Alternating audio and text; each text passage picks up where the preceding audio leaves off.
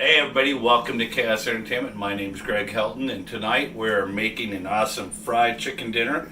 Fried chicken, buffalo wings, and a baked potato. And the baked potato I'll teach you how to cook in under 12 minutes.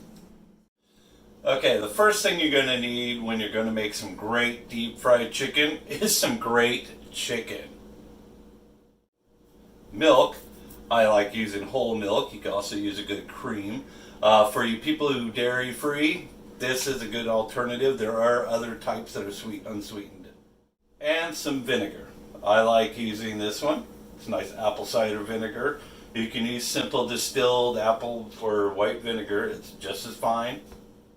Also, you want a thermometer for deep frying. This is a candy thermometer as well, so you want to invest in one of these. Has also the temperatures.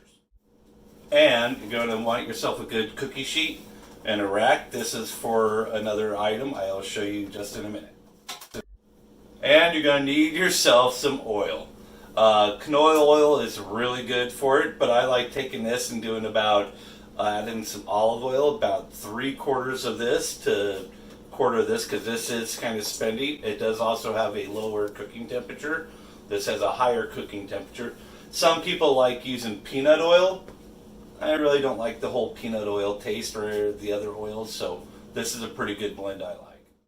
Okay, you're also going to need some cornstarch. You're going to need some cornmeal.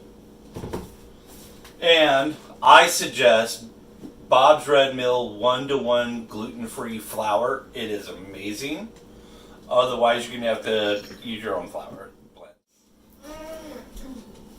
Now, the reason why I like using this cookie sheet is because a lot of times what you're going to need to do is, if you're not using fresh chickens and you have to use de-thawed chicken or frozen chickens after you thaw them, they're all going to be wet, so you need to dry them. I don't really like the whole idea of using paper towels or cloths to dry my chicken. Just for the sheer factor is well, icky. And two, it's wasting paper towels. Less you buy, the less there's needed, less they'll make. So, and it's better for the environment. So, one thing I also like to do is stretch that skin back, because sometimes they like to do that, shrink. So, I'm going to do that. Take these legs, or wings, sorry, legs. Little mini legs. Now, what I'm going to do, spread these out. Let them dry. Not too much though.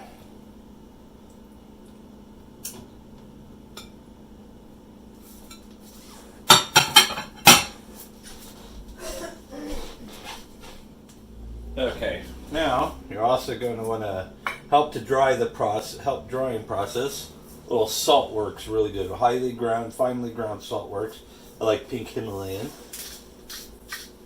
Do it from a distance. Okay. Now what this will do is start drawing all that moisture out of the skin of this meat. Gets that all nice and crispy. Oops.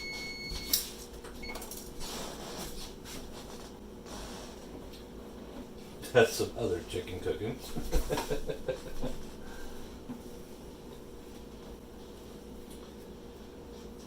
Flip that baby. Do a little bit more salt real fast. And you want to let this sit for about 10-15 minutes. Okay, we're going to start with cornstarch. That's part of the process. I usually use about a cup per batch for chicken. But since I'm only using a small batch and some people don't want their wings breaded, it's fine. We're not going to use that much. Okay, we're going to need more than that.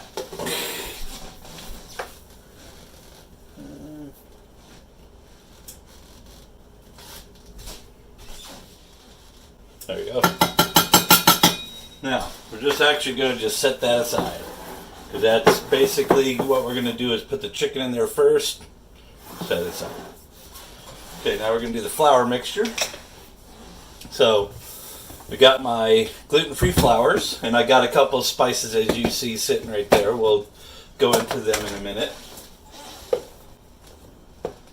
Since I'm only doing 4 pieces of chicken, I'm only going to do about 1.5 cups of flour.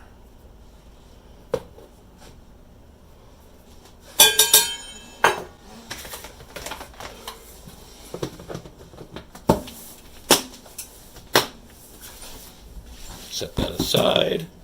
Now here comes the cornmeal. The cornmeal is an awesome additive to fried chicken. Okay, we're only going to do about 1/2 cup worth. Actually, no, we're going to do about 1/4 cup. Yeah, 1/4 cup. And what this does, it gives a little bit of a crunch to it. A little bit more than normal. Set that aside. Okay, now we got ourselves some oregano leaves. Not fresh, dried. I'm doing about 1 tablespoon. I'm just going to give them a little bit of a hand grind as I go through it.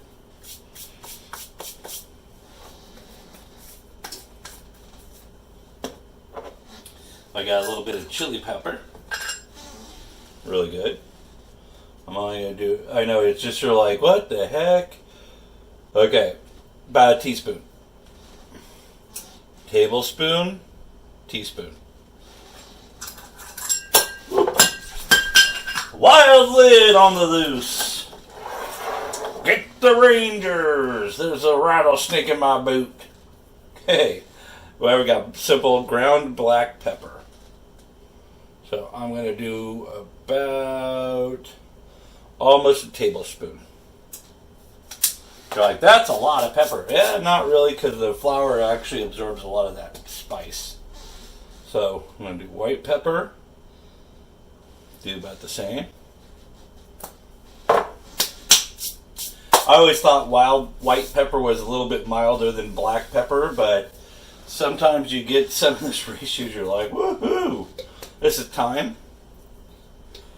Not like, what time is it, but THYME, thyme. Ooh, you can smell it. Oh, let's smell that. Oh, it's so good. I'm going to do a little bit of a thumb grind. This is what I call a little thumb mill. So what I'm doing is I'm just literally pushing my hand, my thumb, and crushing those little herbs in my hand, and using themselves as like a mortar and pestle to help grind them up a little bit. I suggest don't do it to this or these. Okay, this one I will be doing a spoon worth because it's getting to the heat. So I'm only going to do about 1/2 teaspoon of cayenne pepper. Not much. Gives it a little bit of a back kick on the end. If you really want some kick, suggest adding a lot of pepper flake to it.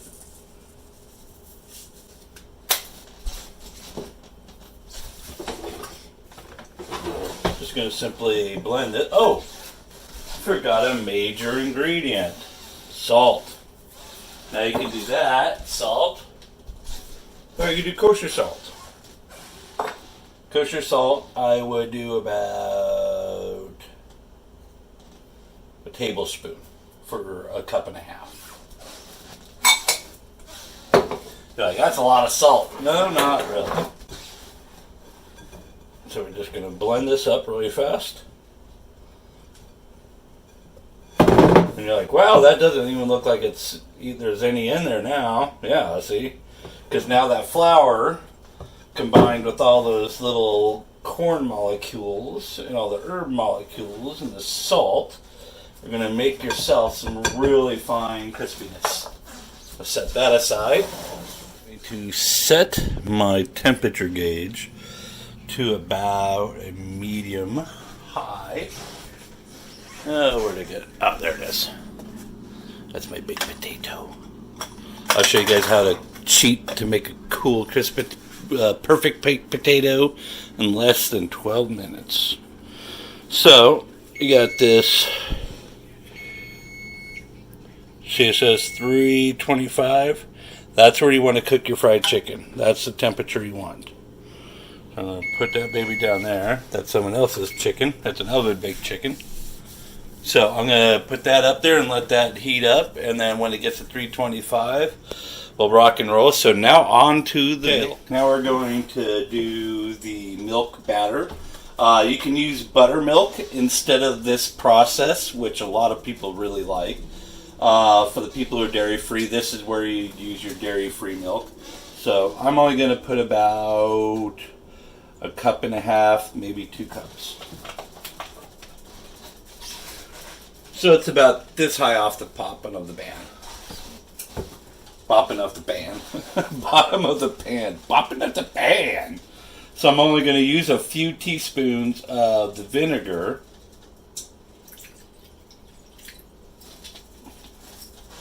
And what that'll do will start like kind of almost curdling the milk. So I'm going to do about a teaspoon of white pepper. And do about a teaspoon of salt.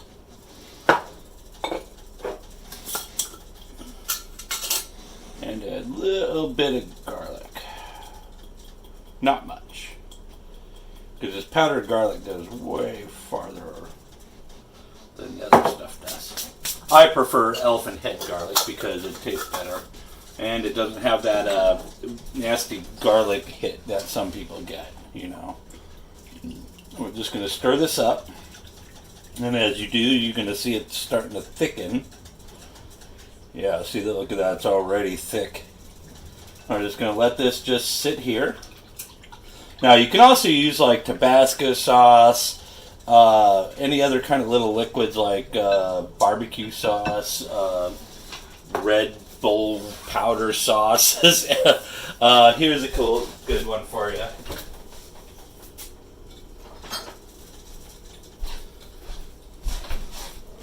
The original. This stuff is freaking awesome. Oh my god, I love this. Especially on the omelet.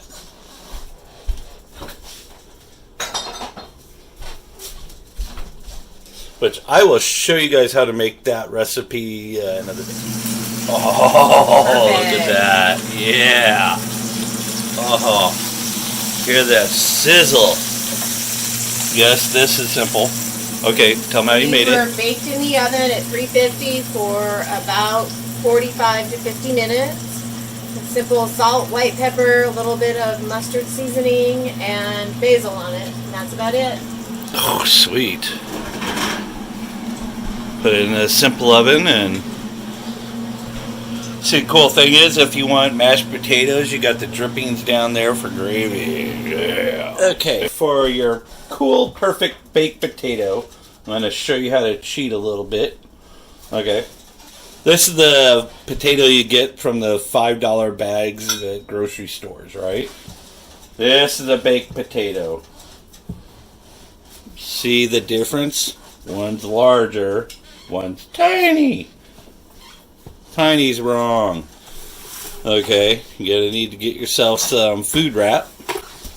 Pretty simple stuff. Oh, babe, can you grab me a fork? The big prong fork. You don't need that much food wrap for this. And a handy dandy big prong fork. No. That's 4 inches across, so you can see the size of it. So basically I'm gonna take the food wrap, slice, sliver, drop. Now what I'm going to do, before I actually get that going, where's that olive oil? Take this, drizzle a little bit of olive oil on it. Okay.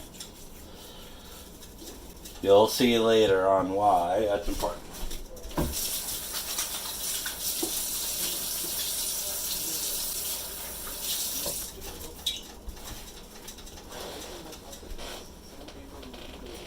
Okay, so now we'll basically wrap this up a little bit, kind of draw it tight. Now this is where you bring these in and then draw it up tight right? This is where your fork comes in. Stab once vertically, or ventrically, sorry. Oh, sorry. Posteriorly versus ventricle. Ventricle, ventricle, ventricle, ventricle. You don't want a plate or something to put this on, because you don't want olive oil all over your nuker.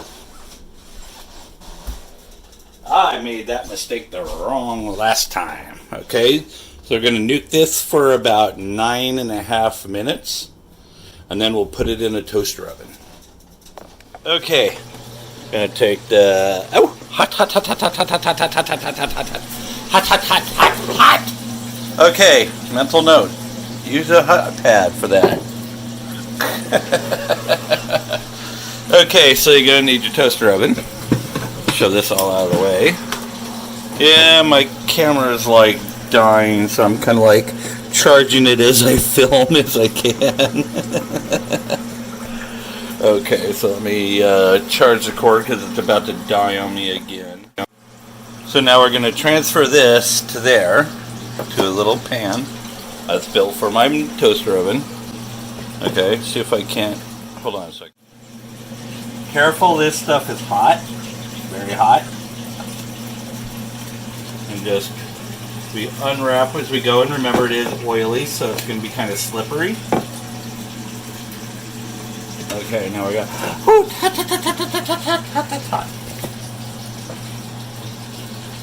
Okay, now I'm going to transfer that straight into my toaster oven.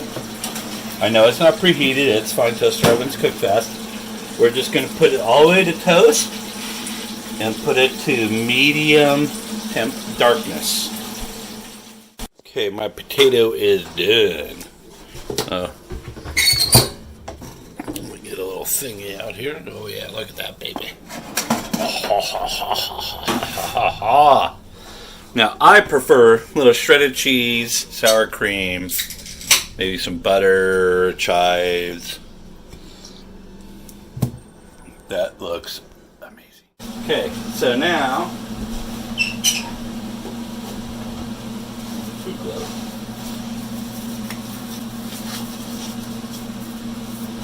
Time for your examination, Mr. Bond.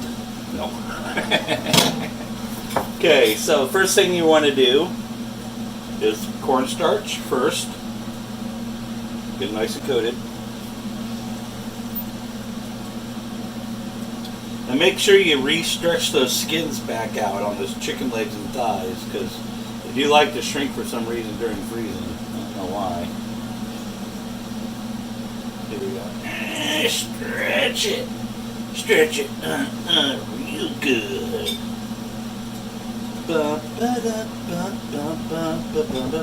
Okay, now we're going to go just put them in the milk just for a second. I'm just going to coat it. I'm just going to let that milk absorb all that flour mixture.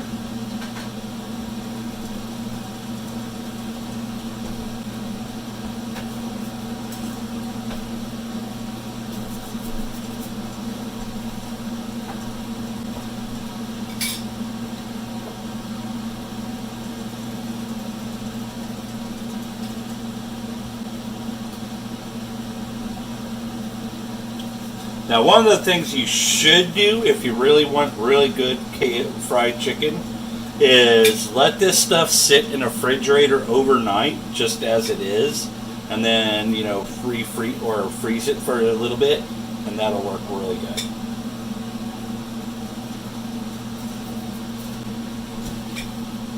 Okay, the oven and the grease is hot. Sorry, grease is hot. I'm going to drop these in. I'm only going to do about 2 to 3 at a time, just for the sheer factor is my pot's small. So I'm going to let those go for about 7 minutes. Okay, before they start getting too going, I'm going to separate them a hair bit. There we go. And that's always a good thing, is to have that rack that I dried it on. Wash it off. let it go, and there you go. You got yourself a draining rack.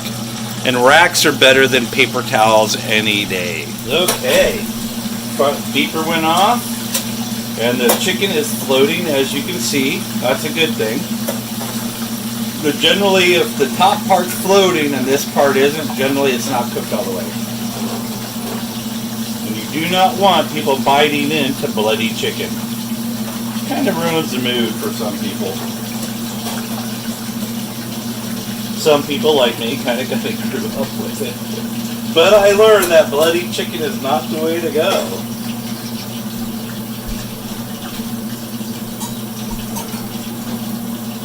So now this is a thigh piece, so it's larger, so it's going to cook a little longer. I'm going to go and slowly drop that in. On that ice, she'll cook for about 10 minutes.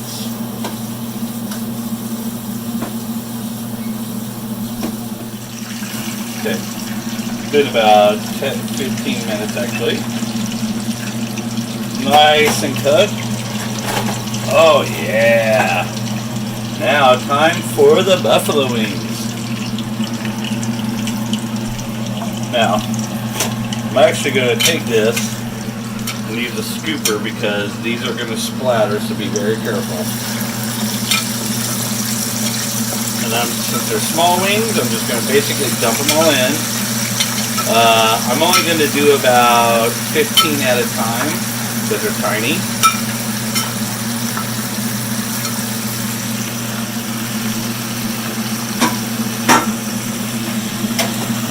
If they are large wings, then you only want to do about 6 or 7 at a time. And you only want to do these for about 3 to 4 minutes. Okay, these guys are ready. Oh yeah, look at that. I'll let these cool off for just a second or two so I get the barbecue, all the sauces ready. Now the cool thing about buffalo wings, any of your favorite sauces, you can literally toss these in. I've had friends who toss these in ranch dressing. Yeah, just ranch dressing, and they're phenomenal. Thai chili sauces, oh my god, like sweet Thai chili sauce, so good. Straight up honey, barbecue sauce, buffalo wing sauce. So we're going to turn that off, remove that from the heater. So we're going to have more of them. Oh, you could just smell that butter, the vinegar, the chili sauce. And then basically, that's a buffalo wing.